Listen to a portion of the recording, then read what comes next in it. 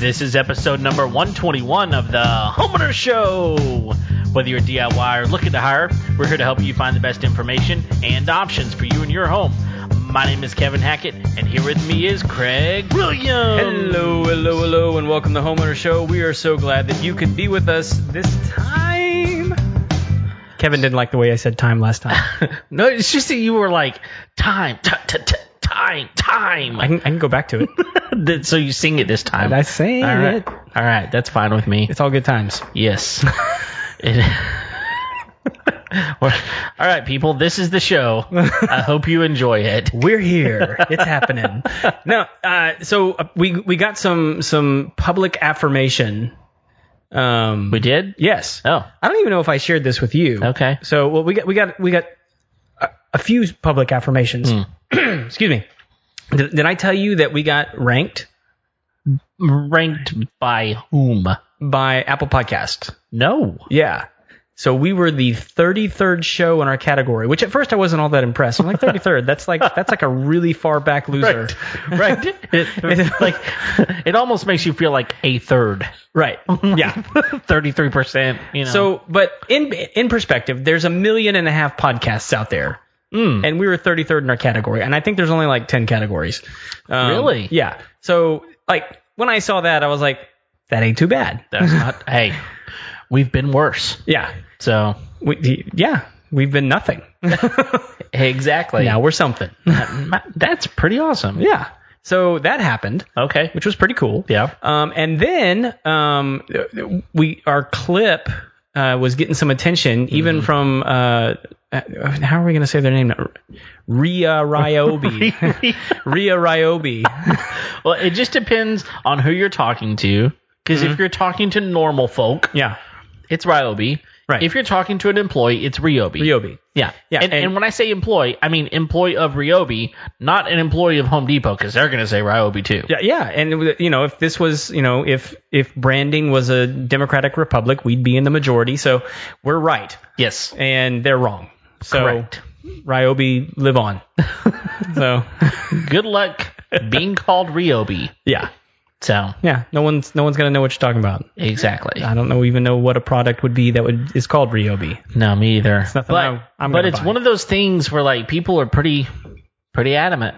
Yeah. And my favorite ones though were like so the question was, how do you pronounce an Ryobi, right? Yeah. That's not no E. Ryobi. How do you pronounce that? I can't even spell. How do you pronounce that? My favorite ones were D Walt. I also like the passing Star Wars reference of Ryobi Kenobi. Yes. Yes. A couple of really good ones out there. Yeah. So I am with just high levels of anticipation waiting to walk into a Home Depot with a Ryobi rep there. Yes. Because I want to bug the bejesus out of him. Well, I actually saw one, bizarrely enough, at Walmart the other day, driving their vehicle that was branded all on the side, and she was wearing a pullover that had the logo on it. And if that was like a week later, I would have definitely been asking her about it. So, and also just for you, Kev, our buddy Sean Medlin sends his hello. Oh, I got to stop and chat with him today, and he was telling me, he's like, dude, I got to come on the show because we need to talk about assisted living during a pandemic. Oh my gosh, I've thought about him so many times recently. That's weird. Well, I mean, he's good looking and all. He's way better looking than you or me.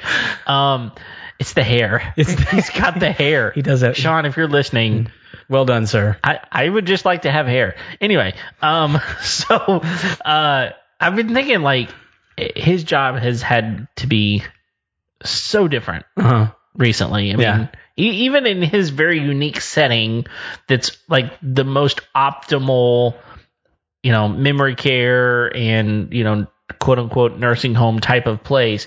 The most optimal place. It's got to be weird. Yeah.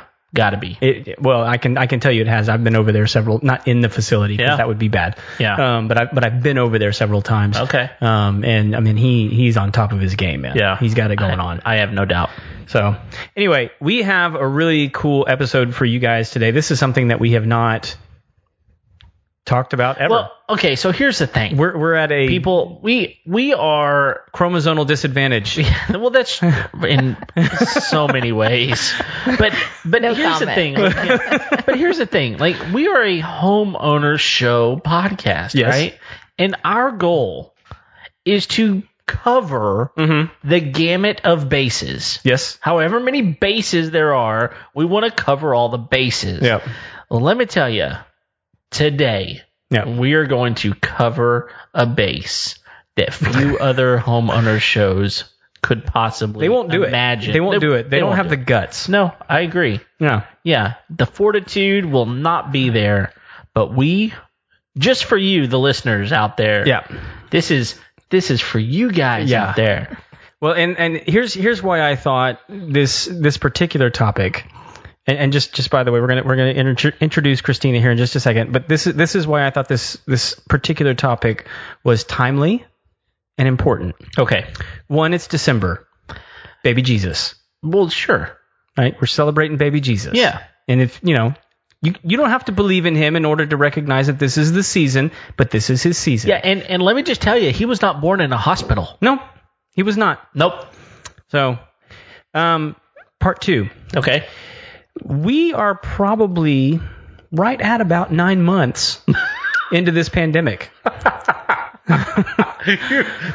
The stretch stretch that you just took on that was pretty impressive. So I know that many of you are going to be interested in this topic and potentially seeking out the services Sure. of this guest. We have Kristina in the studio from Motherly Transitions. That's right. That provides doula services. Am I saying that right? Yes, you are. To expecting mothers. Yeah. I mean, I would guess you might provide them to mothers who aren't expecting, but what are they paying for? Right. True. Yeah, so we're glad you're here. Thank you. So why don't you go ahead, tell us a little bit about yourself and how you became a doula. Okay. Well, first of all, my name is Kristina Tamez, and I'm a registered nurse. I got my licensing at Texas Women's University here in Houston a long time ago. Where is that, by the way? It's in Houston in the Med Center. It's just right outside the Med Center. It used to be right next to Methodist on Fannin, and now it's a little further down. So when you said like right there by the zoo. No, it's a little further out. A little further. Okay. Yeah. It's actually in the Med Center. Okay. So you have MD Anderson, a Methodist, Baylor, all of that right there. Okay. So yeah, it was a long time ago. So they built their own building now, and it was 93 I graduated. Okay. So I've been doing this a little while. The premise of what I'm doing now, I must be honest, I don't like to chart. So I want to help mama labor. Yeah. So the word doula is Greek, and it means with woman. And that's what we do. We're with the woman in labor. And that's what I enjoy the most, of giving her power, giving her encouragement, giving her emotional support, and actually helping the husband really step in. Sometimes they get a deer in headlights, and that's okay. Sometimes they just say, tell me what to do. I want to do everything. I'm like, no problem. I can tell you what to do. I can tell you how to help her. So that is really what a doula does. Not everybody realizes they need one until they get in it and they go, wow, we've been doing this 12 hours already. Dad's tired. He's forgotten what to do. His list of things to do and remember, he's already forgotten, and he's tired and he's hangry, the whole 9 yards. So you really don't know until you get there. Yeah. So that is our purpose. My partner and I, Priscilla Bricky, we really want to encourage education. That is where it starts. My very first birth, I was 16 years old. My good friend in high school got pregnant, and she wanted me and her mother to help her. She did not want that guy anywhere near her, which I get. And so I did the whole 9 yards of Lamaze classes with her for, 8-10 weeks. and practice the breathing techniques. We get there, have the baby, little boy, named him Michael, beautiful birth. I knew zero about life. Okay. Yeah. I'm 16. I grew up here in Houston, so I grew up on the north side, and either you were going to go to college to be a really big wig somewhere, or you were going to stay home and have kids. I mean, there was no in between. My dad was disappointed to hear I wanted to go to nursing school. He thought I needed to be a legal secretary. They make good money. They do. Yeah. Typing. Yeah. I'm like, no, Dad, that's not what I want to do. But I get through the birth, and we're all done, and I tell the nurses, what is it you do? What are you called? And they go, oh, you mean our occupation? I said, oh, yeah. I had no idea what the word occupation meant. And I said, yes, that. And they said, well, we're registered nurses, and we trained in labor and delivery. That's our specialty. And I said, well, how do I do that? I want to do that. Tell me. Map it out right now. Right. So I made my decision at that moment. Wow. And it completely changed my trajectory. Wow. Very cool. Yeah. Well, so you Texas Women's College, you go to nursing school. I do. Okay. Yes. And so then do you pick a specialty while you're in there, or do you have to do additional schooling afterwards? How does that work? You pick a specialty. So you have to do rotation in every field. Right. So you have to do geriatrics, you have to do children, you have to do home health, you have to do community health, and you have to do a rotation in labor and delivery. You have to do a rotation in emergency room. And why? Can I just hurry up and get to labor and delivery? Why? Why do I need to do this? I don't want to do this. I knew really quick that I did not want to be anywhere else but in labor and delivery. So, yes, you have to decide that you want to be in that area. And then once you graduate and pass the NCLEX, you pass the exam, then you have to go around interning, and you have to, go to hospitals in which they are willing to hire someone and train them from day one. So I hired on with Herman Hospital there in the med center right there on Fannin, but right by the zoo. And I interned there, and I actually was hired on. I worked night shift. It is true, when there's a full moon, there's more labors. Wow. It is really. It is true. It's very true. That's crazy. And then I switched to day shift at Women's Hospital, which is a little further down in the med center. And I was there for a number of years. Wow. Then I worked at some doctor's offices, one in Kingwood and one in the North Houston area. And then I had a long sabbatical raising my own children. And then now I'm back in doing what I want to do, which is not chart. So here's a question. Why did you choose to become a registered nurse instead of an OBGYN? Great question. The big deal, I didn't want to be sued. Oh. I mean, let's just be honest. Yeah. Their insurance against suing is very high. Sure. Their premiums are very high. Okay. It's a lot of risk. It wasn't about me being afraid of the schooling. In addition, they basically have no life. I mean, you're on call a lot unless you have a partner. Right. And your clients really want you. They don't want the partner. No. So that really sealed the deal for me is the liability and no life. Yeah. More freedom. Correct. Yeah. Correct. Yeah. Man. Great question. I like that. I've never been asked Thank that. you. Oh, really? Yeah, really. Leave it to me to ask the good questions. I like it. I'll just tell you that, Craig. Well, that's really interesting. So I think that one of the things that I'm interested in is, well, first of all, let's just put it out here. Craig and I know nothing about this subject. Okay. Even though we've had kids, we know nothing about this subject. Sure. We haven't had any kids. We watched. Correct. Correct. We have kids. We did not have the kids. Sure. That's a big difference. Sure. It is. So what's the difference? I mean, I don't know. I don't know 100% for Craig. I think I know the answer, but we had both of our children in a hospital. Correct. Delivered by the OBGYN. Yes. So what is the real difference between giving birth in a hospital versus, say, like a birthing center versus an at home, or one of the things that's been kind of popular recently is like underwater births and those sorts of things. And so I guess just kind of walk us through what is the difference. And I mean, because you kind of, if that's the spectrum, Yes. you're on one side of that spectrum, really. Yes. So. Yes. So I like to start with what we know. Okay. So this generation of 50 years or so, we are used to having babies in the hospital. I will tell you, it hasn't always been that way. Yeah. So if you recall, things like, back in the early 90s, Medicine Woman, they're all having babies at home. Yeah. And there is a show out of Europe that it talks about midwives. It's called Midwives. Okay. So It's on Netflix, right? Yes. You also just cited Dr. Quinn, I think. I did. Okay. I did. I know things. Yes, you do. You've seen some TV. Okay. I bring an element of value to the show. Yes, you do. Yes, I like it. It's about time. So we need to start there. Okay. That it happened in that women had babies at home. And they had their mother-in-laws there and their sisters and their aunts and their neighbors. It was a woman event. Men were in the living room waiting. Okay. So not that I want to go back to that, but just telling you that's where it started from. Now, I will say, since women moved into the hospital, the mortality rate of babies and moms have gone down. Okay. And that's phenomenal. Sure. I'm happy for all the interventions that we can have, all the technology, all the monitoring. It's great. So in steps the OB. The obstetrician, that's what they do. They're trained to deliver the baby, but they're also trained for surgery. That's what makes them different than a midwife. Okay.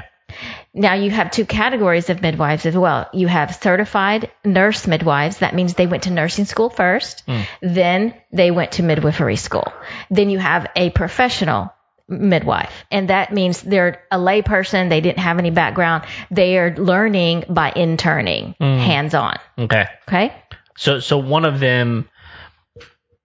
those two. So the first one that you mentioned, they're going to have certified nurse midwife. Yeah, they're going to have more medical training. Correct. Than the other one. Correct. Okay. And they're usually more accepted in the hospital. Okay. There are several hospitals here in Houston that have midwife groups, and they all have to be certified nurse midwives. They all have to have their RN license first, and they all have to be under the guide of an OB.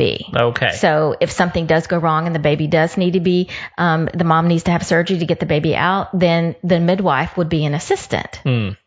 Okay. But a professional midwife, one who learns by just doing, cannot do that. Okay. If she goes to the hospital with a client, she's a guest. Okay.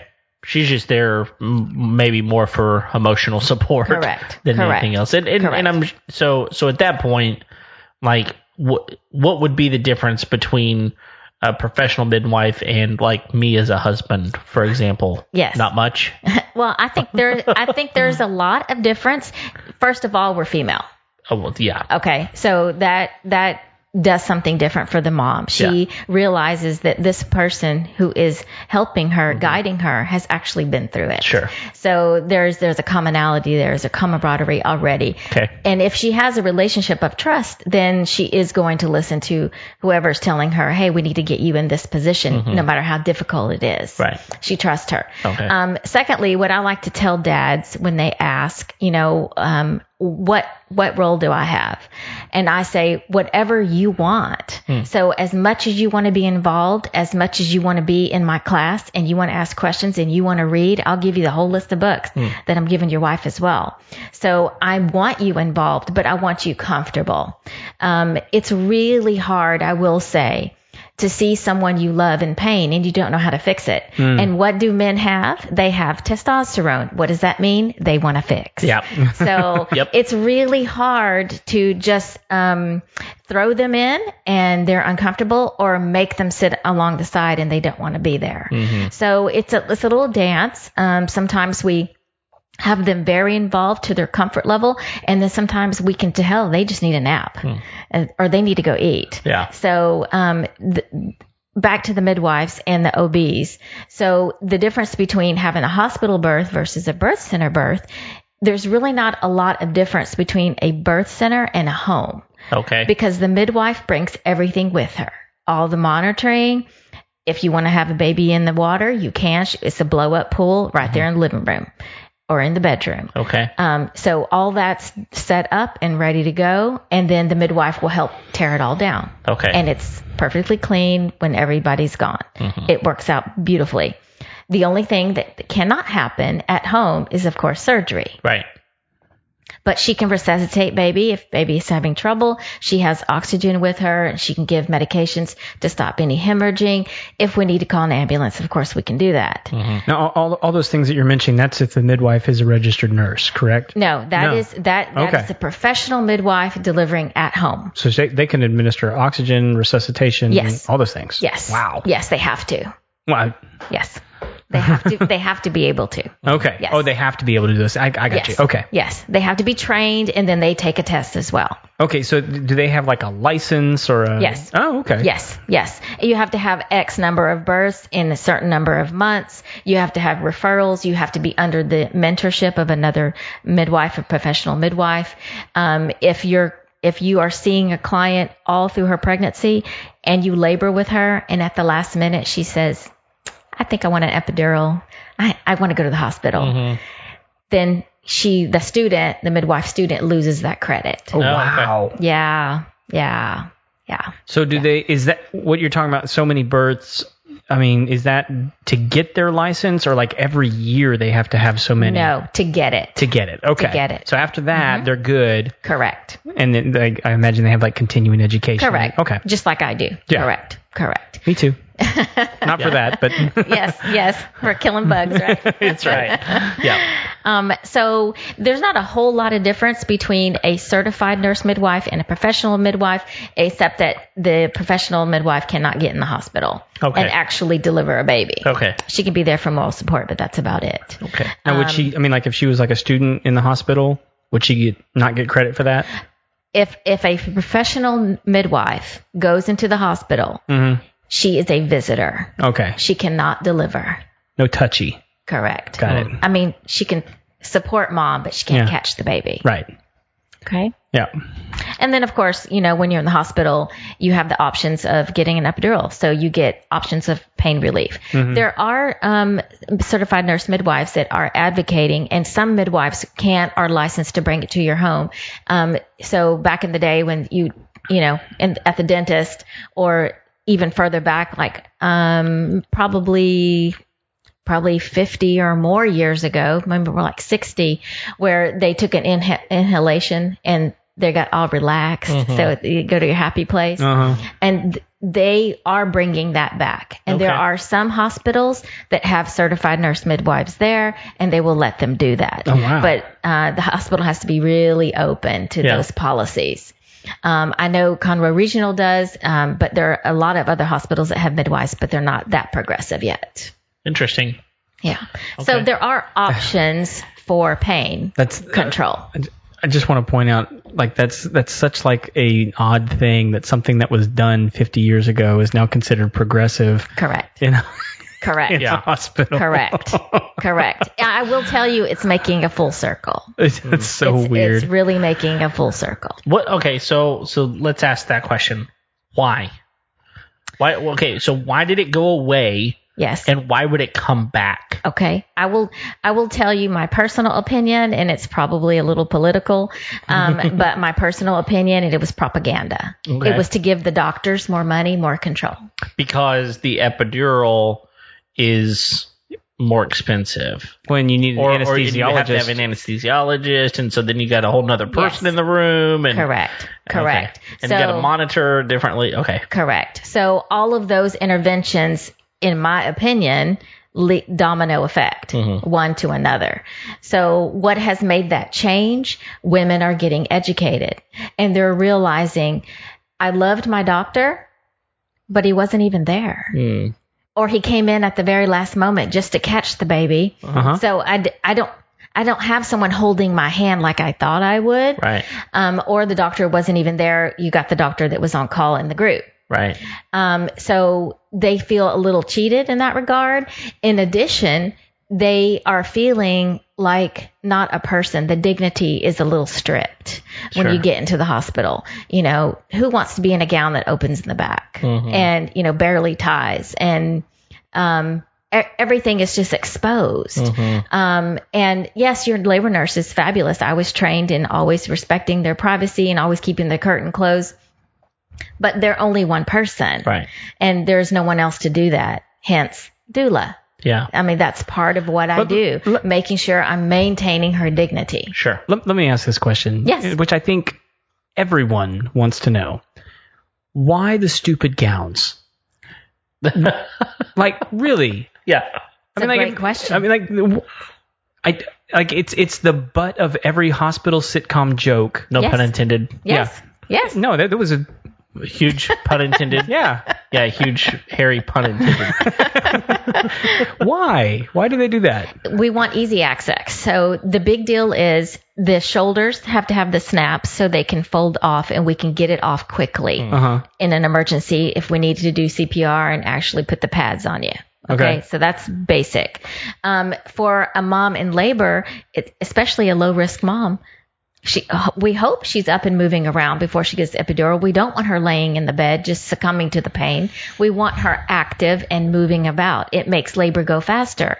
So the idea is we need access, but do we have to have access 24/7? No. I encourage my moms, bring your panties, wear them. Bring them. We're also advocating for moms to use adult Depends because they're just so much more absorbent. You don't have to wear the yucky net panties that the nurse at the hospital gives you. They are stretchy, but they don't hold the pad in place very well.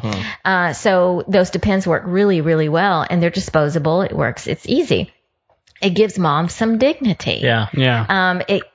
In addition, we encourage our moms to buy their own hospital gowns, and the nurses will somehow treat the patient with more dignity. Really? It's a subconscious thing. It just happens. And it becomes a conversation piece. Oh, I love your gown. Where'd you get this? Oh, I don't know if you can keep this gown on because we have to be able to get it off quickly if we need to. And then I instruct the client, make sure you let them know it comes off on the shoulders just like theirs does. And it opens in the back for the epidural if you need it. And they're like, oh, wow, where'd you get this gown? So it becomes this, really girly talk. Yeah. And it really lowers the anxiety in the room. Well, yeah. I mean, anytime you can get back to clothing, then, you get, first of all. Especially in front of strangers. Exactly. It gets that's a very opening topic, right? That's something, hey, where'd you get that? That's a very girl thing to talk about. It is. Woman thing to talk about. It is. And Kevin acting like he understands women again. Exactly. It's nothing but trouble, man. I talk about clothes all the time. But I do want to circle back just briefly, and I don't want to hang out on this, but that's fine. You mentioned the whole idea of they realize that their doctor's there just to catch the baby. Right. Well, like I remember very specifically, we had both of our kids with the same doctor at the same hospital, and the doctor office was right next door. I mean, like it's in the same facility, sure, but just across the parking lot, so to speak. And we were told anytime we went to the doctor that if she gets called, she's got to leave. It may take longer than expected, but she would be back in a few minutes. And that typically is what it is. Like, hey, she's 2 minutes away. Get here now. Right. The doctor walks over, delivers the baby, and literally goes back and starts doing clinic hours again. And so that you're right. That definitely, it's one of those things that I saw it from a different perspective than what you're kind of throwing it out there. My perspective was, I'm so glad our doctor is so close so that she can get over here so quickly. Right. And now that you're saying it, I'm going, oh, yeah, she wasn't there very much. Nope. The delivery nurses were really the ones that are offering all of the emotional support, all of the, the care, and those sorts of things. Yes. But they're under the direction of the doctor only in theory, really. I mean, if they had to fall back on something, I'm sure that's where that goes. But I mean, literally, the nurses in the hospital are the doctor's eyes and ears. Yeah. So they began a trust relationship when the nurse was first trained. as to when this doctor likes to be called. They like to be called sooner than later. Some like to be called at the very last minute. Yeah. Some need a little more time because their office is not on campus like that. So you it's this dance. It's this and I'm delicate sure that dance. there are some patients who require more than others, possibly. For the most part, if it's daytime, Monday through Friday, and you go into labor in the middle of the night, you arrive at the hospital, they will admit you, determine whether you need to be admitted or not in the maternal assessment area, or what we call triage. Then that is a labor delivery trained nurse, and she is kind of like the ER of OB. And then she will make a decision. Yes, I need to call the doctor, let them know she's admittable and what room we're going to. The doctor will come by before clinic hours start, make an appearance, maybe examine her, maybe look at the monitoring strip, and okay, I'll be back at lunch, or start this medication and I'll be back at 2 or whatever. Yeah. And then they come back after clinic hours, and depending on their role in their group, if they're in a group, whether they're going to be on call after hours. Okay. So if they're not, then they'll come by after clinic hours and say, I'm not the doctor on call today. It'll be my partner. The nurse knows how to get a hold of them. When the doctor's on call, they have to be in the building for that 24 hours. Okay.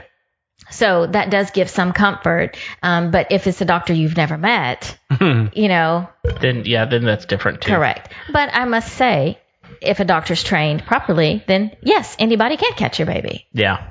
All right. So that was a really good answer. But I guess the thing that we really want to know, so what do you do? Yes. We've bragged on all these other people now. I'm so glad you asked. So once again, it's Greek. The word doula is Greek, and it means with woman.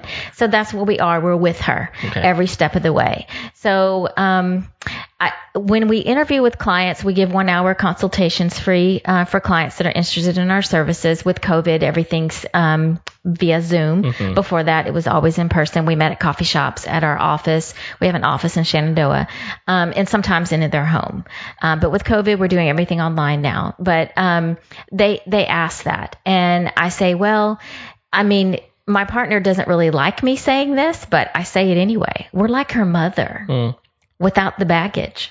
And Priscilla's like, Kristina, not everybody likes their mother. I'm like, but they're going to love us. It doesn't matter. We don't have any emotional tie. They're going to wish they had a mother like us. Yeah, if their mother was awesome, then they would be just like us. And I will say the dads, once we're in the room and actually working, and he feels the anxiety in himself go down, and he sees his wife calm and in control, it's not like the movies, the screaming, arching your back, hitting the husband. That can happen, but if we're in the room, we're calming it. Low lights, we bring our own music, we use essential oils, we're using massage on her. We run 12-hour shifts, so whoever it's just my partner and I, whoever shows up first is there for the first 12 hours. If your labor goes longer, you get a fresh doula, just like you would get a fresh nurse after 12 hours. Okay. So we've only had to do that a couple of times. We're pretty good at timing it about, when we need to be there. The thing that women and men don't know is that first-time moms take 24 hours sometimes. So it's anywhere from 17 to 24. That's normal. So we want to time it in such that we're there when it's hard. Right. We don't want to be there so early. So our job is to calm the room.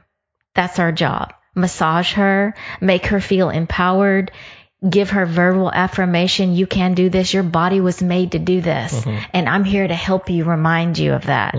If dad needs a break, he gets a break because I'm here. I'm not leaving. Yeah. I don't go to the cafeteria to eat. I'm right here. Yeah. I have nuts in my bag. I'm eating here. Yeah. I'll use her bathroom. I don't step out to the bathroom. I'm right here.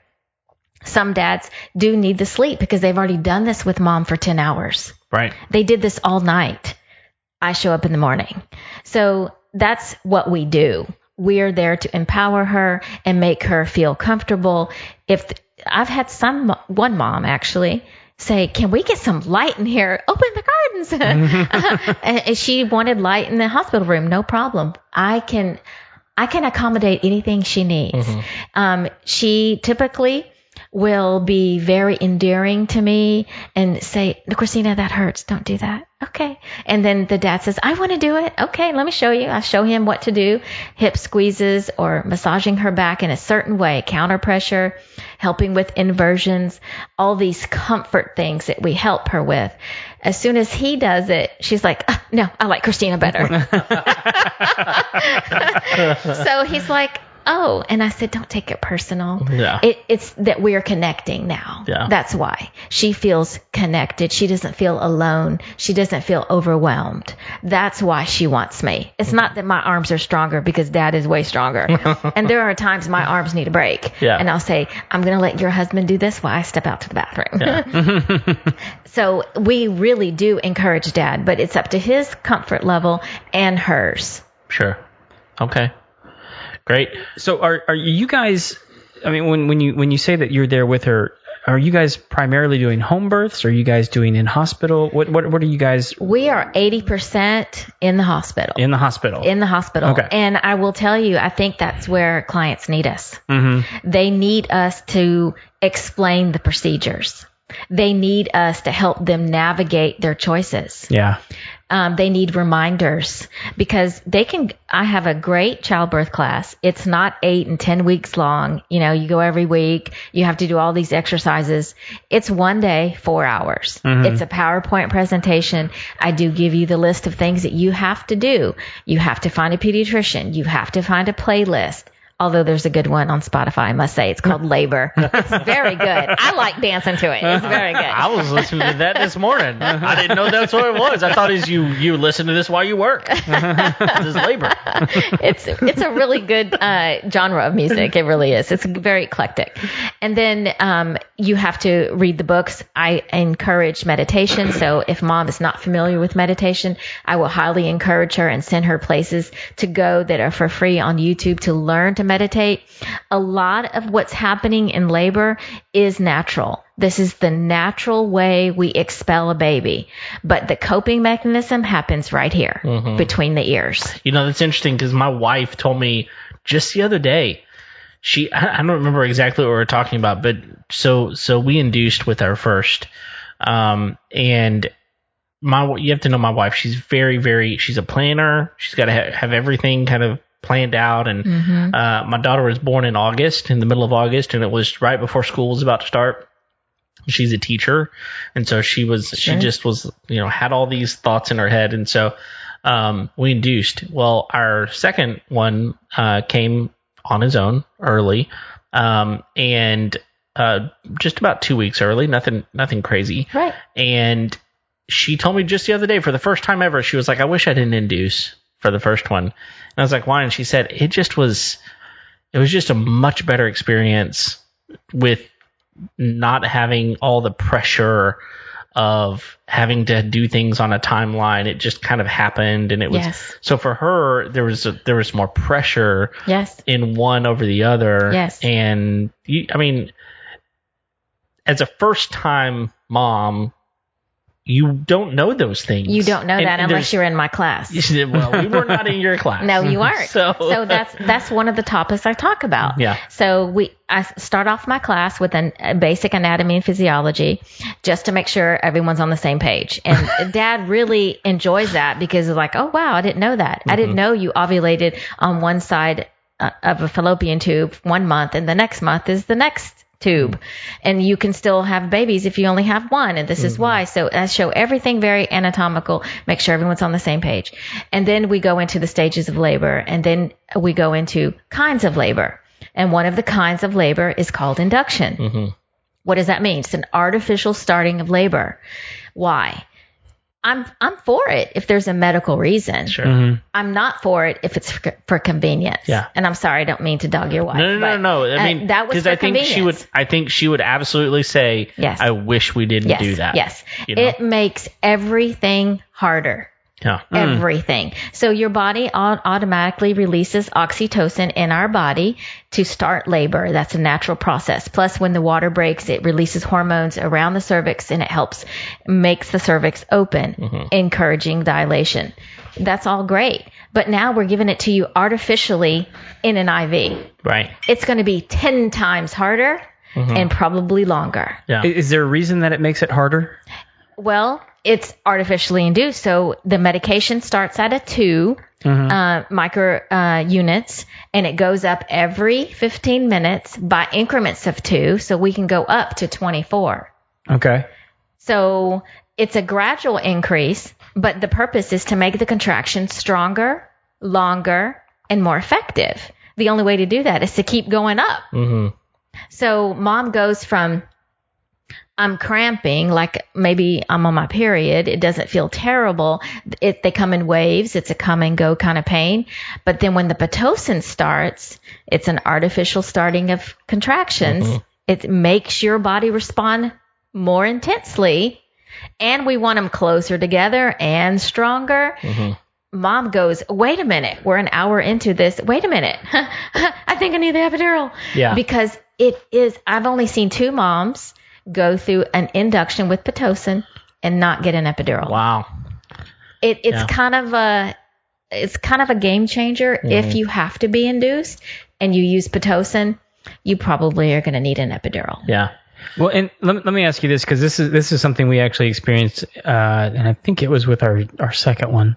Is there any reason that they would, and when I say they, I mean people in the hospital, would push Pitocin on an expecting mom? There are many reasons. Well, I mean, like, one of which is induction. We're starting from ground zero. Right. Another one is labor stalls. So she's been in labor 12 hours. She's stuck at 7 centimeters for 4 hours. So if you don't make progress every 2 hours, they need to do an intervention. Okay. To make sure things are still moving along. And I mean, let's be honest. Why? Let's ask that question. Yeah. No. I mean, yeah. Why? Why? Why do we need to move it along? Because you're taking up a bed. There we go. That's what I was. You're taking up a bed. Yeah. So just like sitting at a restaurant too long. You're taking up a bed. Yeah. Which I understand. It's a business. Sure. I do understand that. But in addition to that, we run the risk of mom getting a fever if she got an epidural for longer than 12 hours. That's why they take your temperature every 4 to make sure you don't have fever. We don't need baby cooking higher than 98.6. Right. So that would be an indication for a C-section. Fever indicates infection. So there are reasons we need to start Pitocin. We've stalled. We've tried everything. We're not moving along. Yeah. We're coming up on this 12-hour mark that her water's been broke, increased risk for infection. We're running on the 12-hour mark of having an epidural, running on the increased risk of infection, and getting a fever. Yeah. So there are reasons. And so you can sort of be the level head in the room and be like, look, labor hasn't stalled for 2 hours. There's no reason to put Pitocin in this system. Correct. You don't, I mean, because let me tell, from our experience, it was like, girl, you got to put Pitocin in you. I mean, like, that was the message we were getting. It's like, you got to do this. Yes. And it's like, well, the nurse is telling us this. Yes. Well, okay. Are you telling me that because it's in my best interest or because you need this bed? Yes. We don't know. I mean, she could have had the best intentions in the world. Yes. Or she could have been getting pressure from somebody else to get this girl out of here. Correct. Yeah. Correct. So, and let me also say this. That was the same situation in which like you said, if you get Pitocin, you're going to get an epidural. And those are not 100%. Correct. And I teach that in my class as well. There are pros and cons to every intervention there is out there. There's pros and cons to having your baby at home. There's pros and cons. So I want to make sure, as your doula and as your advocate, as your educator, our main thing is to help you through these transitions. Yeah. That's our job. And if we're not honest and lay it all on the table so that you can pick your cards, we're not doing our job. So I like to tell people we're like putting a very big jigsaw puzzle together. We know what the front looks like. We know what the end result we want. We want a healthy mom, healthy baby. Right. We want mom to be in the most serene environment. You know, we don't want her out of control, screaming. There's a time to moan. There's a time to be loud. But we don't need to do that when you're 2 centimeters. We need to calm the room down. So this is a marathon. Sometimes we need X number of pieces to start with, and then later we no longer need those. Sometimes we need lots of pieces on the table initially. Yeah. Maybe the mom has, we had one client who had, her baby had spina bifida, which the portion of the spine is not closed. She had an intrauterine surgery. So while she was still pregnant, they did surgery on her. Yeah. It's very innovative. I mean, the way that things have come around, it's really amazing. Well, she was high risk. They did not want her to have Pitocin. They wanted her to go into labor on her own.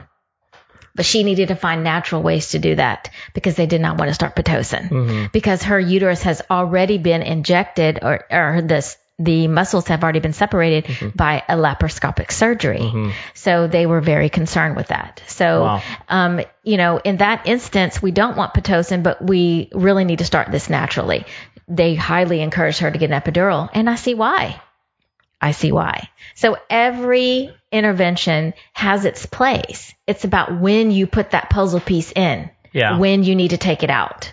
So a question that interests me is, do you feel like there's a certain type of person that a doula is more suited for than another type of person? And to kind of give you what I'm thinking in my head is, there are certain people that I think just anxiety is high in them to begin with. Yes. And let's be honest, I mean, there's very few things that are more anxiety ridden than your body doing something it's never done before. Yes. And you having to push a baby through something that you think you can't do, right? Correct. So there's that.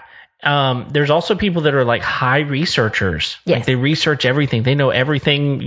They have the answer that you're trying to give them already. Yes. And maybe they have less anxiety, or maybe they just they feel like they know more. So that's how they deal with their anxiety. No, definitely. True. So I don't know. Those are just two extremes that I kind of think of in my head. So do you think that there's a certain type of person that could utilize the services of a doula more so than somebody else? I think everyone can use a doula. Okay. Now, a mom who has already got 3 kids, by that time, your labors are pretty quick. Sure. So our services aren't as needed because you're not in labor so long. I was going to ask real quick, what do you mean by quick? Well, normal first-time moms, anywhere from 17 hours to 24 hours. Right. Sometimes longer. So a second-time mom, if she was in labor for 24 hours, it's going to be cut in half second time around. Okay. And then subsequently, it's going to go faster and faster. Okay. So, somebody who has 5 kids, 4 at home already, pregnant with the 5th, she might have a 2-hour labor. Okay. Yeah. I mean, does she really need us? I mean, it's hard and heavy, very intense. Yeah. But by the time I'm driving to her, we're already heading to the hospital. Yeah. And she's not, she doesn't not understand what's happening. Correct. She's done this 3 times before, 4 times before. Correct. She's been to the show. Yes. Not her first rodeo. That's right. It's not. I will tell you, the first time moms that are very research oriented are very good for us. They stimulate us and we like it. We don't say any questions stupid. So please ask us anything. We want to answer. We've had clients call us crying. My husband just doesn't understand and I'm just crying all the time. I don't know what to do. So we got on a Zoom call and we became her mom. And, have you had a chance to be husband and wife? Yeah. I mean, there's obviously some disconnect. What's going on? And yes, he's working a lot. Yeah, okay, well then let's hire a babysitter for the other kid and y'all need to have a date night and things like that. So we can be that shoulder and that house of reason, which is great. We love it. But then I really do like the clients that do have a lot of questions. My doctor said this or my midwife said this. I'm really on the fence about it. What are my alternatives? I'm so glad you asked. Yeah. I love that client. I will tell you, our best clients are yoga instructors, yoga participants. Okay. Our yogis are the best because they already know how to self-soothe. They already know how to bring their heart rate down, what it means to go internal and breathe. I teach that in my class on where to go. I don't teach meditation, but I teach where you need to go to learn it. We also advocate for hypnobirthing as well. We don't teach that, but we give you the resource to go teach yourself. It may work beautifully for the first 10 hours of labor, and then after that, it's not working anymore. So what we like to tell people is you got to have a lot of tools in your tool bag. I'm going to teach you what you need to practice so that you can use it easily, readily. Just like a bodybuilder just can't go and pick up 200 pounds. He's got to build up to that. He's got to practice. So you have to practice the meditation. You have to practice the comfort measures we tell you to do. Otherwise, it's not going to help. I can get there and I can do it all for you, but it's better if you've got some experience with it. So we like to teach our class in the 3rd trimester, not too soon in the pregnancy that you forget by the time you're in labor, and not too late that if the baby comes early, you're not educated. We also are both certified. Priscilla and I are both certified to teach breastfeeding education. So that's part of my class. It's only like maybe 20 minutes worth. It's basically about position and how good milk is. But the main teaching happens when you actually deliver. So after you've had the baby, we stay with you for 2 hours. Okay. So we are helping once the bed, especially in the hospital, the stirrups are put down, the legs are put down, a new gown, new sheet, everything's nice and clean.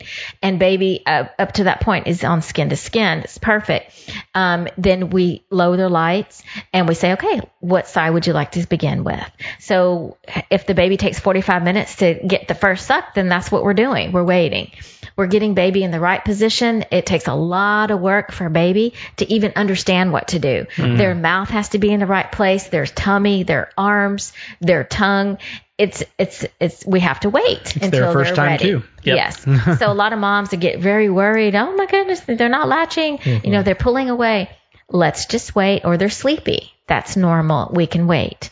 So that's another way we're helping mom. Dad would have no clue. Yeah. And that's okay. And that's okay. But that's what we're here for. Yeah. I have to really censor myself sometimes. But no, I think that's wonderful. One of the things I was thinking as you were talking about all of that is I remember some really awkward conversations that we felt we needed to have with someone, questions we needed to ask that would have been really awkward to ask most people.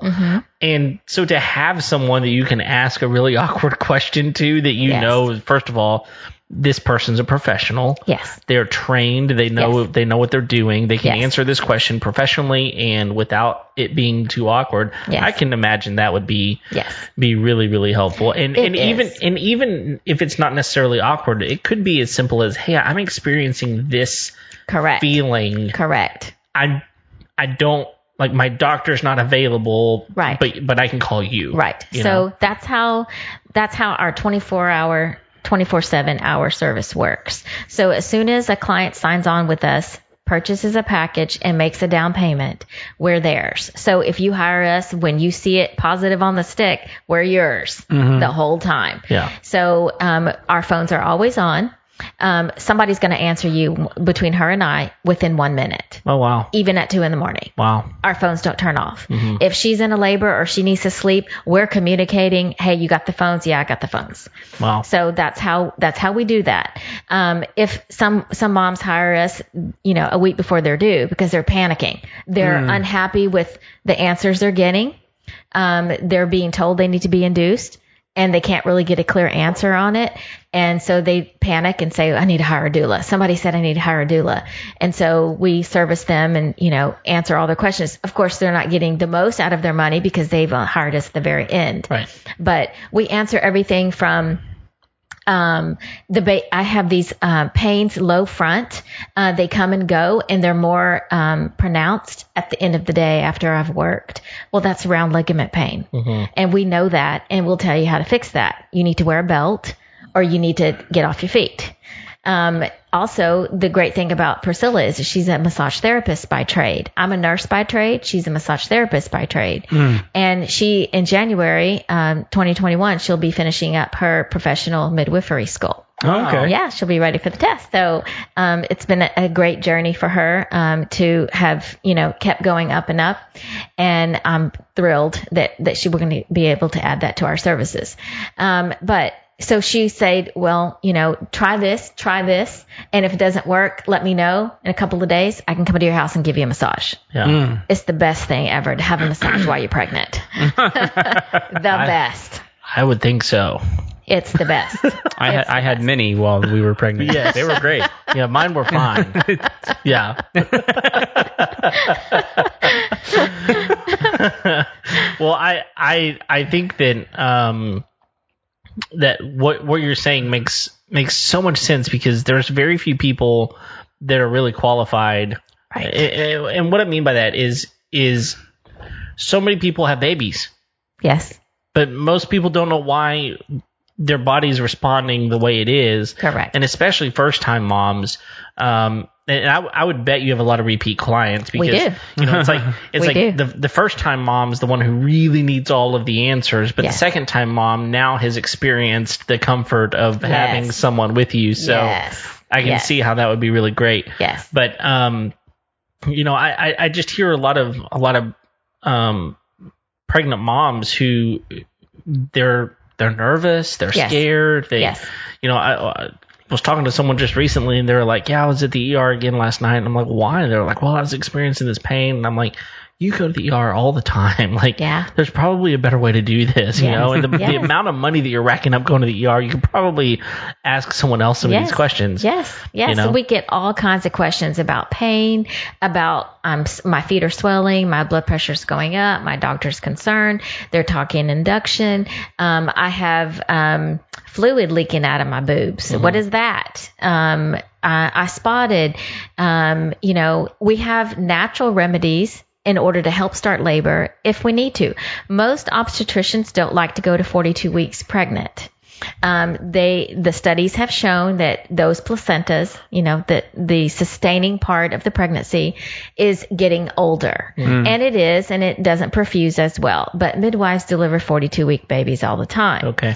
So they like to start talking induction at your due date. If you have not shown any signs of labor, they want to schedule you for the next week. They want you to go to 41. That's it. But so if we hear that from our client, we say, let us know if they start talking to you about that, so we can give you natural remedies. Putting the breast pump on her breast will induce labor. Really? Yes. Interesting. Having sex with an orgasm for mom. And the dad goes, all right. And she goes, I don't think so. And Yeah. I'm like, honey, you just got to do it. Yeah. You just got to do it. You just got to. It'll be the best ever. The semen helps induce labor. Interesting. We also have cocktails. Castor oil is the main ingredient, but it does have champagne as well to help relax. That may give you lots of cramping with no labor. It could just rev up things. Right. It could start full throttle. So there are instances in which some moms aren't qualified to have that. Yeah. We do get a lot of moms who it's their second baby. Their first baby was a C-section and they didn't have a doula, and they want the experience. Every mom wants to know, can I do this? Can you do it? Yeah. And we're on a lot of Facebook pages for crunchy moms or VBAC friendly. And that's the first thing they say. How can I increase my chances of having a vaginal birth after C-section, which is a VBAC? And our first answer is hire a doula. You need the right support. You need to stay home as long as possible. In order to do that, you need a qualified person. Sure. Yeah, and I think the big thing, in my opinion, is the registered nurse side of that. Like there's something very comforting about someone who, in your case, not just a registered nurse who became a doula, right, but a registered nurse who worked in a hospital, multiple different hospitals even, and then chose to become a doula. So you've been on both sides of that. I have. So that kind of leads me into a question. What makes you and your services different than any other doula out there. I have no idea. If I would literally Google doula and start looking at starred reviews. Right. That's the only thing I would know to do. Right. I will tell you, a lot of people do look at our certifications. First of all, Priscilla's certifications are a mile long. Okay. She has every certification there is to have out there. She is what is called a DONA International Certified Doula. So anyone can be a doula. You just go through that program and you can be a doula. So essentially, I'm overqualified for this. Okay. But I love it. Sure. and I'm an entrepreneur. So what's not to love? Yeah. So that for me, it's a no-brainer.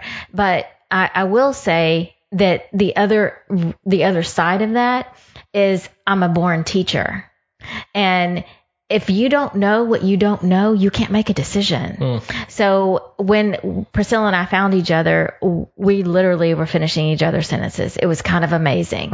And you don't find that very often where another person believes that wholeheartedly in looking out for that person's best interest through education. You can do what you want, but we're going to make sure you know all the pros and cons. Right. And we're going to support your decision in a non-judgmental way. Right. So first of all, that's what makes us different. Okay. Secondly, all the credentials that we have together. Third is that it's only us two. So if you hire a single doula who has her business by herself and she can't make it for one reason or another, she does have a backup, but you've never met that person. Yeah. So, that can be an issue, running in the same issues, with OBs. The second thing is because you hire both of us, we're on a 3-way text. So we all know what's going on, what's been going on this whole time. It's not like we need to, catch up with you in the middle of labor. We know what happened last week. Yeah.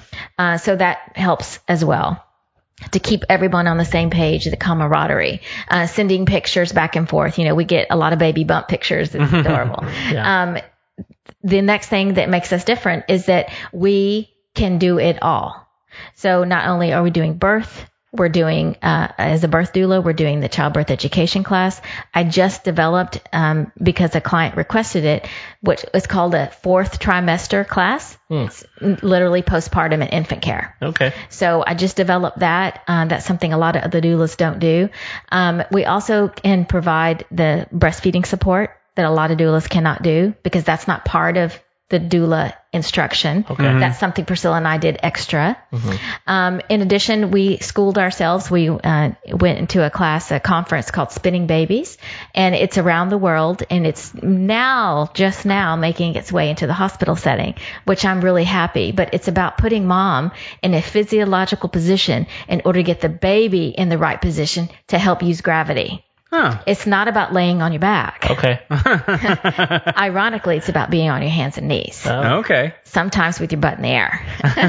So, when your kids, they pop their butt up and their chest is down, it goes against your thought about gravity, but that's what helps get the baby in the right position. Okay. So it's really kind of unique. So she and I did that. Not every doula is qualified to do that. We did that a couple of years ago.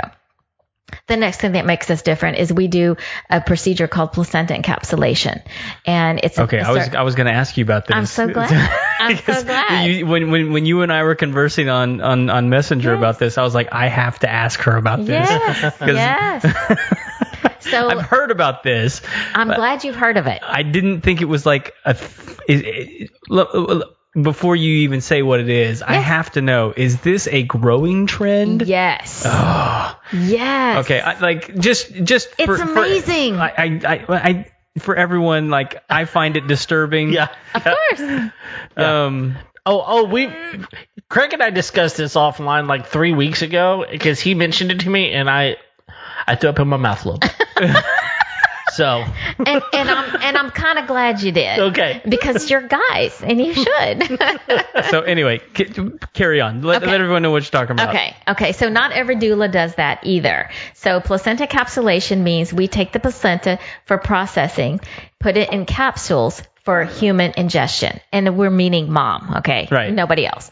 We're not passing it around. So it is an ancient Chinese tradition that they take the placenta and they put it in smoothies. They add it to their stew meat. We don't do that. So we go by the CDC guidelines that it has to be boiled for 20 minutes.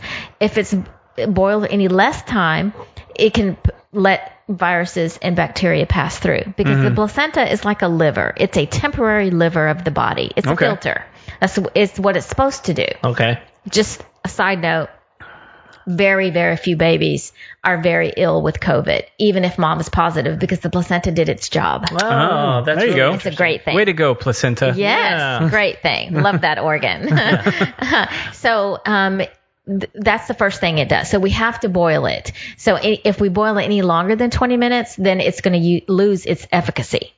So we boil it. We do that in our office. We don't do it at home. Some doulas do it at home. Some doulas hire a third party to do it. Sure. We do it. So when we're there at your birth, we take the placenta with us. So one more thing we do the others don't do. It's a 12-hour process. So it has to be cleaned. We cut off the edges of the sac. We cut the cord at the base of the placenta, and then we boil it. Once it swells up like a big round roast. It gets really fat, and it's a gray brownish color. Then we cut it in pieces and put it in a dehydrator like jerky. That process happens for 12 hours. So this is all something that you do. Yes. That's crazy. With our hands. That's insane. Yes. Yes. Kevin, do you want us to dehydrate some placenta? I'll just say our placenta was discarded I know. at the hospital. Medical waste. I know. Okay. Medical waste. Let me finish, men. Let me finish before I gross you all out. So we put those strips of jerky, so to speak, in a grinder. It comes to a powder, and then we put it in refillable capsules. So like the ones that like you can take like an aspirin or Correct. Okay. Correct. And then we deliver those to her 7 days after she has the baby. We make a postpartum home visit. And we talk about breastfeeding. How's it going? If she bought a package with a massage, then she'll get a massage in her home. Yeah. And the pills delivered. So you don't take the mom does not take the pills until the milk has come in. And that can take up to 7 days. A lot of moms don't know that. They think the milk comes in the day one. It doesn't. Right. 3 to 5, upwards of 7. Yeah. So remind me, there's a name for the what stuff comes before colostrum. That's what it is. Yes. Yeah. It's very high dense nutrition. It's very good. Right. So educate us real quick. What is the benefit? Yes. Of the placenta? I'm so glad you asked. Thank you. There is a lot of research. Me too, Greg. Chinese tradition, right? Yes, right. Yeah. Communist babies. It's not enough. I'm with you. It's not enough. So some people do call us just to do that. Really? Yes. They're in labor, and typically a family member calls. We forgot to ask who does doula and placenta encapsulation. Can you come get it? She's pushing now. And we're like, yeah, we have availability. We'll go get it. Let me ask you real quick, if you don't mind sharing. Go right ahead. What does it typically cost to get your placenta processed like that? If you are already a client of ours, it's $250. If you're not, it's $350. Double it. Really? Dumb. Really? Kev, would you do it for that much, Kev? Would I? Yeah. I mean, that really seems inexpensive. It sounds is very inexpensive. It is. For what? Okay. First of all, you said it takes you a 12-hour process. Yes. For you personally. Yes. That's after you have handled this thing from the hospital to your office. Yes. Then you're taking it personally to the client. Yes. For $250. Yes. Let me tell you, some of these crunchy moms are my clients. They'll pay it. Oh, yeah. Okay. Yay. Yay. Happily. Right. Yay. Yeah. Yay. All right. So back to the benefits. The benefits. Yeah. Okay. So there's lots of research on whether, what is exactly in there. First of all, you've lost a lot of blood. Mom's lost a lot of blood. We've uprooted the tree. So now we're left with a divot inside the uterus. Okay. So now it's bleeding. So she's going to bleed for 6 to 8 weeks postpartum. That's normal.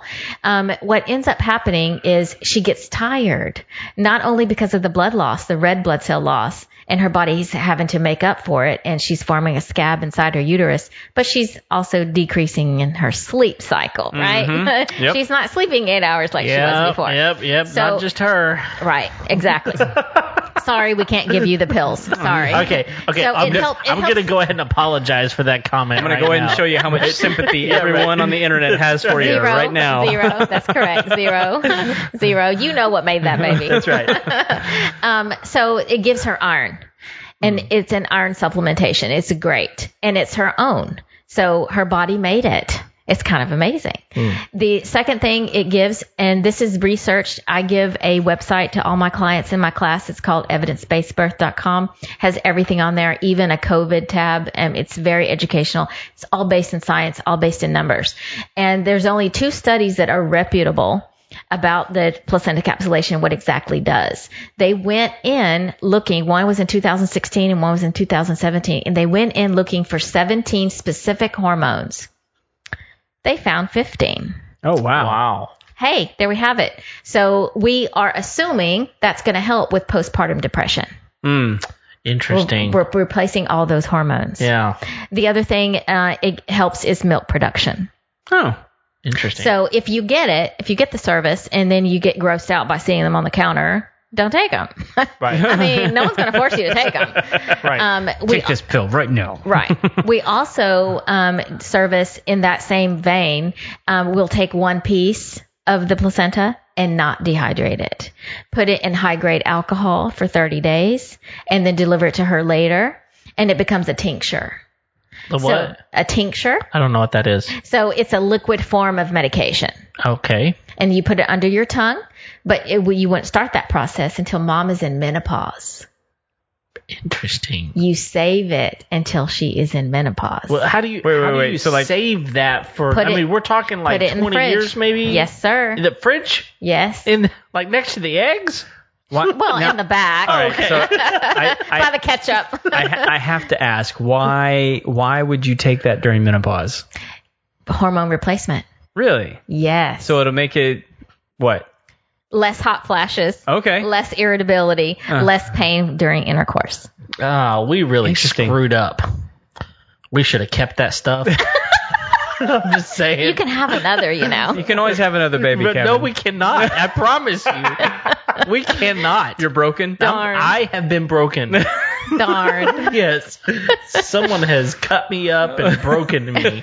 So I hear you. I've been cut myself. Yeah, I'm broken as well. But if I could, I would certainly do the placenta encapsulation. yeah. I know this sounds kind of gross, but I mean, I'm far from a country girl, but we are in the country. Yeah. Right? Yes. We're in Montgomery. Yeah, oh, yeah. This is what animals do. They eat the placenta. They do. Yeah, they do. Yeah. Why? Obviously, for reasons beyond our understanding that we are starting to now understand. Yeah, birth is a natural process. This is actually an interesting topic for me, because I pay attention to a lot of what animals do. I'm a big animal person. I love working with animals, all these kinds of things. And one of the things, because you bring up an interesting topic, why do animals eat the placenta? The same reason I asked the question, like, why when dogs feel ill eat grass? Mm-hmm. And one of the things that's odd about grass is like an odd vitamin that's in grass, which I think is B17. And I think it's available in grass and almond seeds. It's I didn't know that. I think it's almond seeds, peach seeds, and grass. It's like the only 3 places it's available in the world. Okay. And so, like, when they feel ill, they can't get peach seeds and almond not almond seeds. What did I say? Peach and You did say almond. You said almonds. it's not almonds. It's another one. Then Apricot. It's apricot seeds. That's what it is. Or apricot, whichever. Yeah, apricot. You guys are both wrong. Aren't you from Texas, dude? No. Oh, okay. That's forgot. One thing He's from I Florida. did not tell you, I homeschooled all of my kids all the way through. There you go. So it's apricot. Oh, there you Just saying. And it is Ryobi. The first vowel speaks, the second one is quiet. There you go. There you go. So anyway, like it's a rare vitamin, and like that's the only time dogs will eat grass is when they feel like they have a stomach ache. Right. They don't have Pepto-Bismol. Right. Nope. But that's what they'll go to. So anyway, and so with what you're talking about, I'm kind of curious. Like, there's a lot of people that talk about how the American diet has gone down in the consumption of organ meat. And I'm curious if, like, could I potentially just make my wife liver and onions and it have similar effects? I think you should do a study on it. Yeah, I should do it. Okay. Yes. Yeah. Well, I love that answer. Yeah, no, that's a great answer. Because, you have an opinion, but rather than forcing that opinion, I really like that answer. Thank you. I really, really like that answer. Thank you. Yeah. Because eating. It's a great question. Yeah, because eating liver is a source of iron. It's a high source of iron. It is. And most people don't eat it anymore. It's true, but it's not going to have the hormones. Right. It's not going to have the same hormones for sure. Correct. Or is it going to have your hormones? Which Correct. I think that's something Correct. that I'll just be honest. It's pretty disgusting. That being said, I know. I'm just going to put it out there. No, right? yeah, I know. no, I'm with you. That being said, I'm open to arguments that make sense, right? Me too. And that, whether I think it's disgusting or not, whenever you tell me that there's 15 hormones that they found in it, And they were looking for 17. that they were looking for, that to me that's something to at least consider. Correct. And for $250, That's nothing. Right. nothing. Right. The medication alone Right. that I'm going to take for something else is probably going to cost that much. Correct. All right, so the tincture's cheaper than getting on hormone replacement in menopause. So do you get both for the same price? Yes. Oh, that's crazy. Yes. So all right. So I have to ask: is there anybody that consumes it in Capsule form. Non-processed. fresh? Yes. Yes. Yes. So we have had several clients, Houston's a melting pot. Okay? Right. So, and we service the Houston greater area. So we go all the way to Huntsville, Bryan College Station, all the way into Houston. We've had several deliveries in Beaumont. And Houston is ethnically diverse. It is. Extremely ethnically diverse. Well, we've had this is actually something that comes up quite a bit. Houston is considered one of the most diverse cities in the world. It is. Yep. It's a beautiful melting pot. Yeah. So I've had women interview with us asking about placenta encapsulation and our doula services from Russia, from China, from Peru. They want the service of the placenta encapsulation. They see our website and go, wow, you do it all. Yeah. Yes, we do.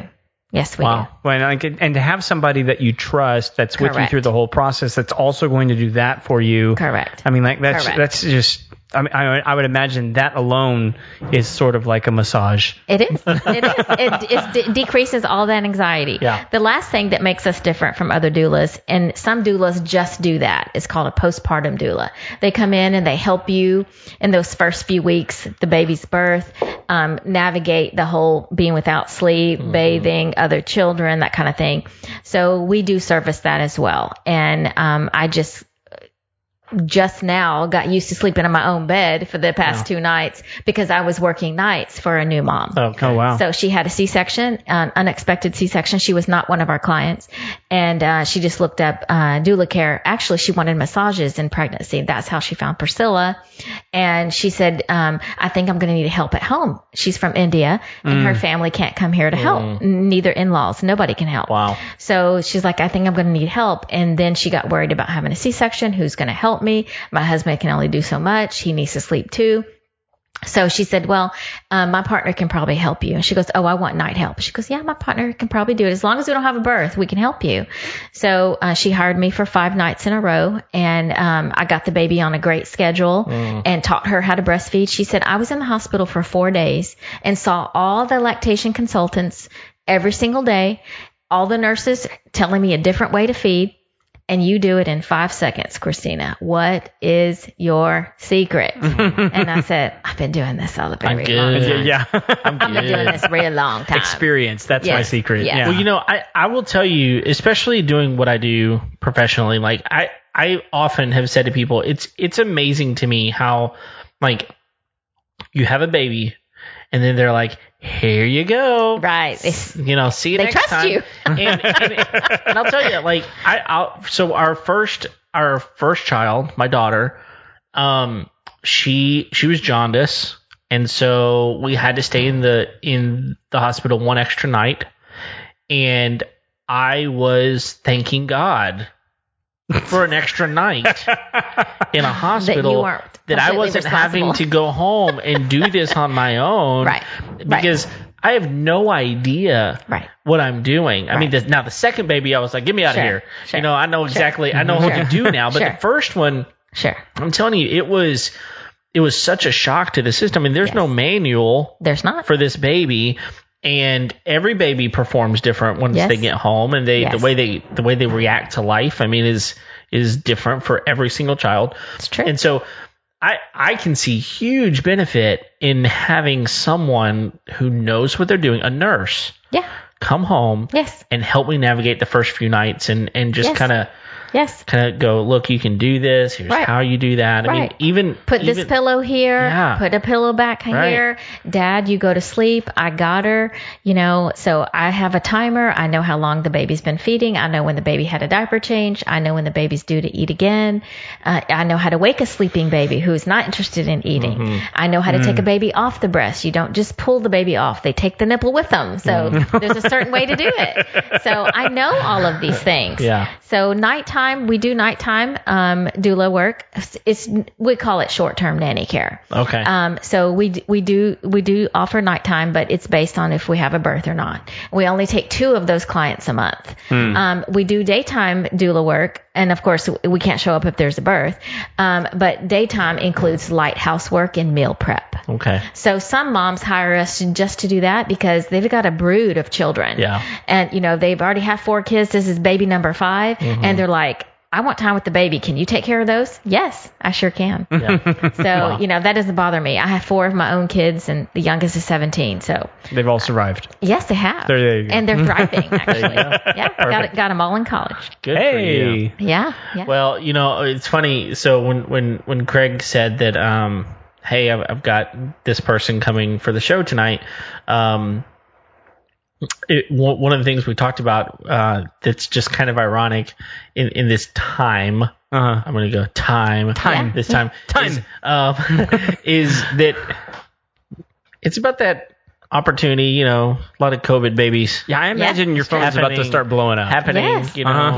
That's what we're hoping for. Listen, you lock people in their homes, but leave the liquor stores open. I know. This is going to be great for your and business. And Home Depot. Right. Yeah, that's right. It's true. Yeah. I will tell you that a lot of clients are very scared to still even initiate a phone call with us because they're worried that they look at the hospital policy and they're not letting support person go in. Okay. So we had to make a pivot. We had to change things, and it's worked out beautifully. It's not our favorite because I'm a touchy person, and so is Priscilla. So it's not our favorite, but it works.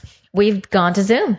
So we labor the mamas at home. We used to charge extra to labor you at home. We normally would help navigate you over the phone, either via text or a phone call, to remind you of what to do until we meet you at the hospital. We can figure out just by listening to her how she's reacting to the pain, how far along she is.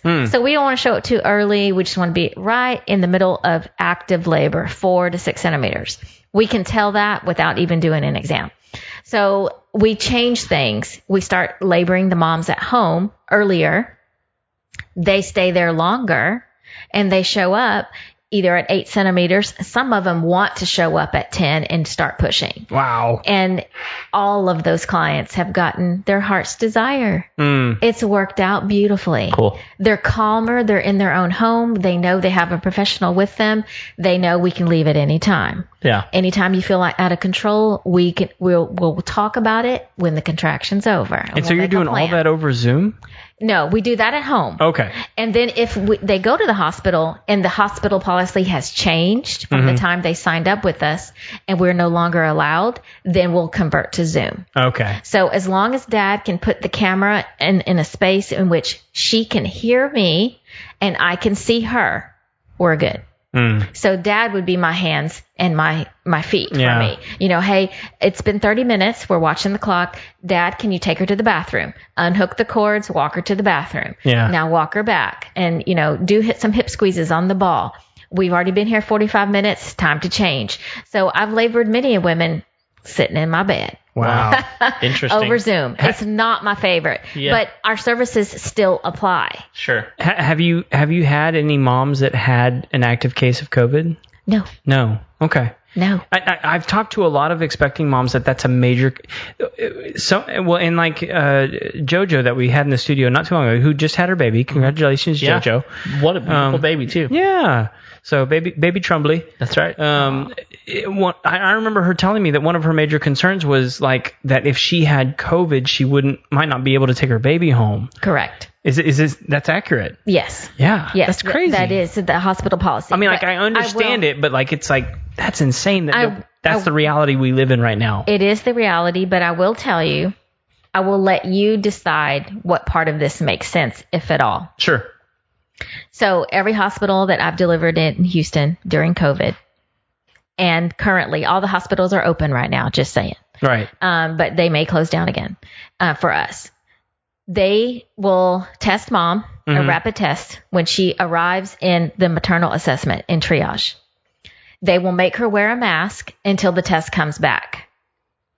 When it comes back, if it's negative, she can take her mask off. Initially, moms had to labor with that thing on. Oh, my goodness. It was awful. Yeah. It was awful to see. But it comes back negative. Great. Dad has to keep the mask on. So does the doula. The nurses are usually double masked. They don't use the shield as much anymore, but they're double masked. Double masked, yeah. Did I mention Dad? Yeah. Dad's not tested for COVID, but they're sending that baby home with Dad. Oh.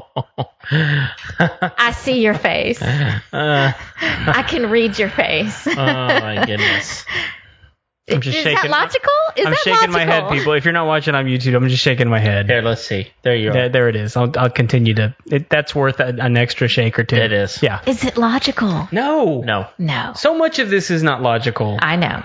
But I just want you to know what's going on in my world. Well, and you said that, remind me exactly what you said. You said something about the fact that babies aren't, newborns are not getting COVID because the placenta is doing the work. Correct. Right? Well, and if they do, I will tell you this. I was going to say, to be fair, that doesn't mean they can't get it. That's Correct. Right. But Correct. But at initial coming out, they're not. Okay. Correct. And if they do, their symptoms are very mild. Okay. They go to the NICU. They have to keep getting tested every 12 hours to find out when it becomes negative, and it usually becomes negative within 24 hours. Oh, wow. Yeah. So they're getting mild fevers.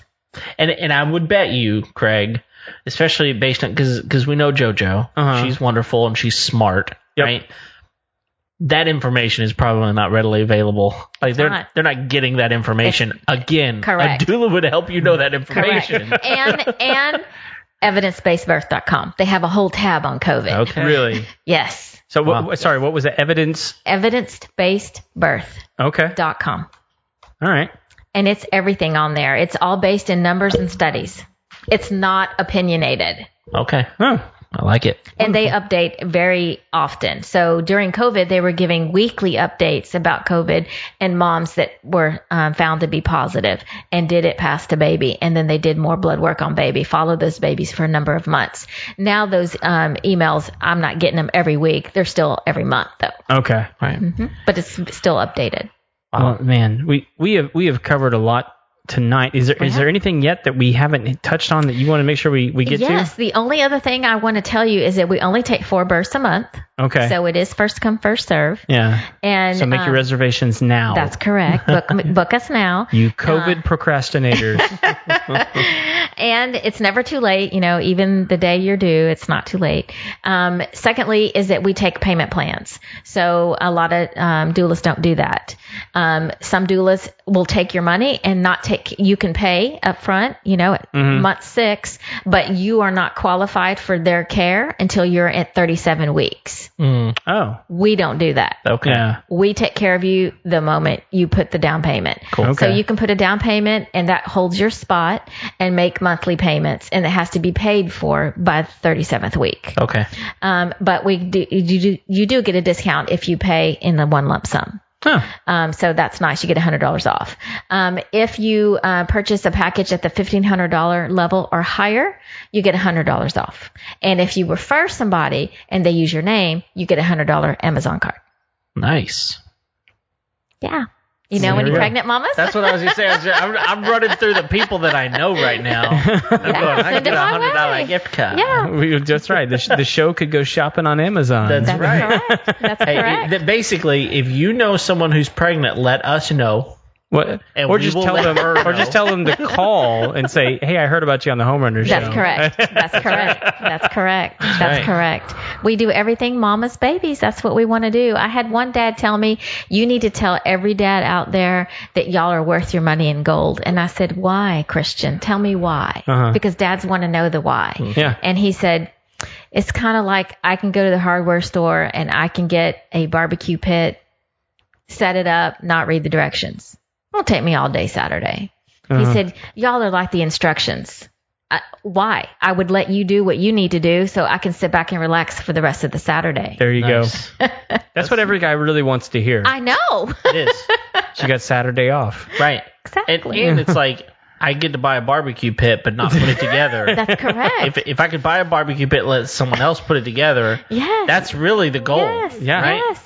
I don't think this will work in our DIY calculator though. No. At all. No. I mean, we've got this DIY calculator. Okay. That calculates the cost of what a job will be, and it factors in a lot of different things. It factors in time, Interest is probably the biggest variable. Like for example, like I can replace a toilet. Right. I have the skills to do it. I really don't want to. So it's going to cost me more. Correct. Than if I actually wanted to do that job, I call right? that a convenience fee. Yes. Yeah, but I don't know how we can fit this. I don't think it would work. We'd have to create a whole new calculator. I'm not interested in doing it. I think placenta would definitely be a part of the calculator. It would be. And I'll tell you right now, I can't calculate the placenta. No way. No one can. No one can. So are you saying that the doula service is priceless? Yes. All right. There you go. Yay. Glad There to you hear. go. Well, here's the deal. We've been going for an hour and a half so far, which is awesome. And I told you I'm a chatterbox. No. I could keep asking questions, but Absolutely. we need to keep the people with bated anticipation for more information. So That's exactly right. So we're gonna move on to the last segment that we do with all of our guests. Okay. And that is the final four. The final four. That's right. So these are the final four questions that we ask all of our guests. So, and by we mean Kevin. Well, yeah, because Craig doesn't ever remember the questions, right? You got to have me to bring up the questions. He writes them down. That's right. That's his special superpower. That's right. All right, so here we go. Are you ready? I'm ready. I remember some of them. Maybe. Jerk face. All right. So here's the first question. What's the must-have tool you won't leave your house without? My phone. Oh, yeah. That's the number one answer. My clients have to get a hold of me. Yeah. How else is she going to play the labor playlist for Spotify? That's correct. Well, and especially now with COVID and with Zoom and all that kind of stuff, like you really need to have that. I do. You have to have that. Yeah, it's the way I promote. It's everything. Yeah, absolutely. Okay, that was pretty easy. Next one. What's a job you walked away from? Now, when we wrote this question, the goal was to really ask the question, what's a project you walked away from? So if you were around your house and something came up that you needed to fix, what's something you're like, I'm not doing that. I'm going to call in the professional to do that. But we asked the question, what's a job you walked away from? So if that was a career, you want to go that way, you can. Or if you want to take it more of a project around your house, what's something you walked away from? Well, I walked away from this whole idea of construction. Okay. Just saying. Okay. I lived in that world for a long time. Yeah. And I'm over the sheetrock dust. There you go. I'm over it. Yeah. So my new condo complex redid the windows, and I know what is involved in windows. But I asked, how many days do you think it's going to take? They're like, 2 days. Liar. It's not going to take 2 days. I know what I'm doing. You don't think I know, but I know. Right. And then, of course, they had to cut the sheetrock. Sure. And Of course. the mess is everywhere. Yeah. So There's no getting that out of anything. I had to do that before COVID, Okay. like the month before. It was not fun. Gross. No. Yeah, it was very gross. Yeah. All right. So the third question: how do you wind down at the end of a long day? YouTube. Oh, really? Yeah. So where do you naturally go on YouTube? Like, what do I like? Yeah. Yeah, what, yeah, what yeah. do you gravitate toward? I'm embarrassed. No. Now you have to. You Now that you're embarrassed, you really have to tell us. Although you are turning a shade of red right now. I'm very embarrassed. My horoscope. Okay. All right. Yeah. Are there like specific channels that will like give you insight into your horoscope or something? Yeah, I like Patricia 1111. I like okay. her a lot. She seems to be very intuitive. I will say I'm a born again Christian. I've been a Christian since I was 12, so this is a new thing for me. Okay. To like explore all of this, so it's really fascinating to me.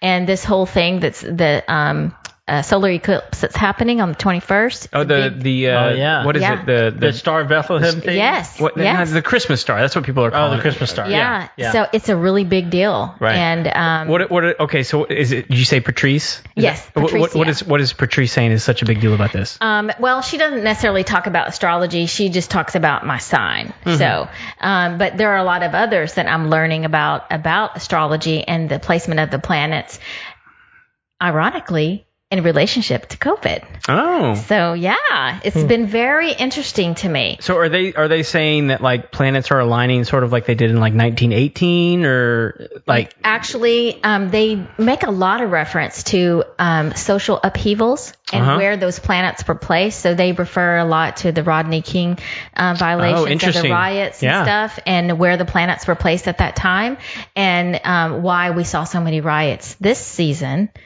Because of where they were placed. They were all in together. They were too close. Interesting. Yeah. So that was like the late 90s, right? Yes. Yeah. Okay. Yes. Yeah. So there's a lot of other people that are talking about what happened during the Renaissance, the time of our country of artistic abilities and writers and music and things like that. So we're apparently coming up on that with the age of Aquarius. I'm like, wow. That was the song, right? Yeah, I was gonna say, who is that? Is that Peter, Paul, and Mary? Yeah, I think so. Yeah. Yeah. Okay. It's pretty cool. Yeah. So most of the time I'll listen to like two of them and I'm conked out. Oh, okay. Hey, is that the only thing you go to YouTube for? No. We'll see. What else do I go to? Look, the reason I'm intrigued, let me tell you that, because I know the statistics on YouTube. YouTube is a 75% male-dominated market. Oh, wow. Like YouTube is mostly watched by males, so I'm very intrigued when females are interested in YouTube and what's on there. Well, I'll send you my list. I like Lewis Howes. Okay. Who's that? He wrote the book Mask of Masculinity. Okay. And he does a podcast called the something of Greatness. I forgot the name. Anyway, Lewis Howes. Okay. I really love him. Okay. I found Simon Sinek. Oh yeah, Simon Sinek's great. I love him. Yeah. I found him a few years ago on YouTube. Did you find it because of the Golden Rings talk? No, the talk on Start With Why. Start with okay, so his book. Yeah. It's a business book. Have you read any of them? I read the Start With Why. Yes, I Have did. you read the other ones? No. Oh, you got to get on it. I will. Yeah. I will. I like TED Talks, all the TED Talks. Okay. I started following a podcast, but it's a YouTube thing too. It was an interview, Sex with Emily. Okay. I feel like I need to know what my clients are up against, what they know and don't know about sex, especially when it pertains to making babies and preventing babies. So, I mean, I know all the medical side. So sure, yeah. I need to know what's out there. So I started listening to her recently. And there's another guy, I can't remember his name. I really do like him. So is she like a sex expert? She is. Okay. She is. Yeah. And I saw her on like this whole setup, headset and everything. Okay. Yeah, it was really good. They were talking about everything under the sun. So she's faking it as well. No. No. She's lubing it, baby. She says never fake. Never fake it. Never fake it. You need a good lube. There's a better way, Craig. There's a better way. Somebody is turning red. That's all this show needed. A little lube. We got to slide past the hard parts, right? We get to the good parts. Lube. Sorry, I had to. Yeah. It was right there. I like it. I like it. So I do a lot of inspirational things. I saw some yogi today talking about going without sex, in particular talking about men, and getting close to the ejaculation time and then withdrawing it to have more creativity in your brain. I'm like, oh, okay, it's a little different, but okay. Okay, I gotta ask, was that Hotep Jesus? No. No? Do you know him? No. Okay, that guy says some crazy stuff about sex. Okay. He's like, women are trying to steal your creativity. And Oh, no.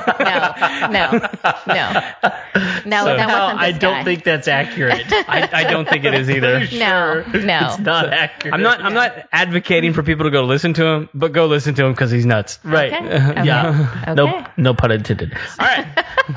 Next and final question That was funny. of the final four. All right. Here we go. What's one of the best pieces of wisdom or advice that you've ever received? Breathe. Yeah. Sometimes I forget to do that. Yeah. It's amazing to me how much a deep breath can change so many things. I've done some research on YouTube about it, just saying. Yeah, I mean, like, just saying. I mean, I'll just tell you, like, I don't know how, please tell me that I'm not the only parent who looks at my child and, like, just breathe. Correct. Take a deep breath, especially when they're crying for really no reason. Correct. Take a deep breath. Right. And it's like all of a sudden it like snaps them out of something. It's called right? the parasympathetic nervous system. That's the one. That's what I was going to say. I know. I know you were. I know. And it's funny that I'm a doula and that's what I'm telling mamas to do. It's just, Go inward and breathe your pain away. Mm-hmm. Yeah. I mean, it's really weird. So I've been doing yoga forever, off and on, since I was about 17, 18. Okay. I'm going on 51 now. So I've been doing it a long time. But now my practice is far more serious than it's ever been. Mm-hmm. I go 4 days a week. It's to yoga. Yes. Okay. It is life changing. Wow. Just if you have the right instructor to breathe. Do you treat yoga as a sort of meditation? It has meditation qualities, but no, I meditate separately. You do it separately. Most of my yoga instructors do have a time of meditation. It's like 5 to 7 minutes. Right. That's not long enough. So my favorite is the mindful movement on YouTube. Okay.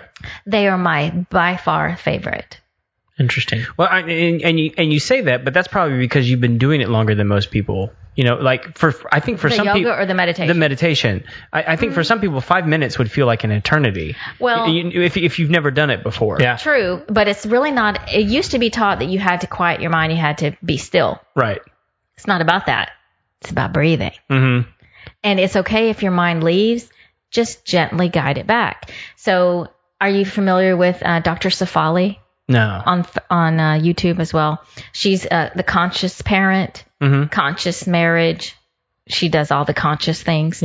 But I remember one book years ago, probably about 10 years ago, I read. I'm a big reader in self-help. Mm-hmm. I don't usually read that quickly, but I read her book in a week. Oh, wow. I was that good. The only thing I remember is she said feelings are like waves in the ocean. When you go in the ocean, you have choices. You can let the wave take you down. Mm-hmm. You can go underwater or you can jump it. Mm-hmm. Yeah. But another one's coming. Yeah. Take a breath. Mm. She taught me that.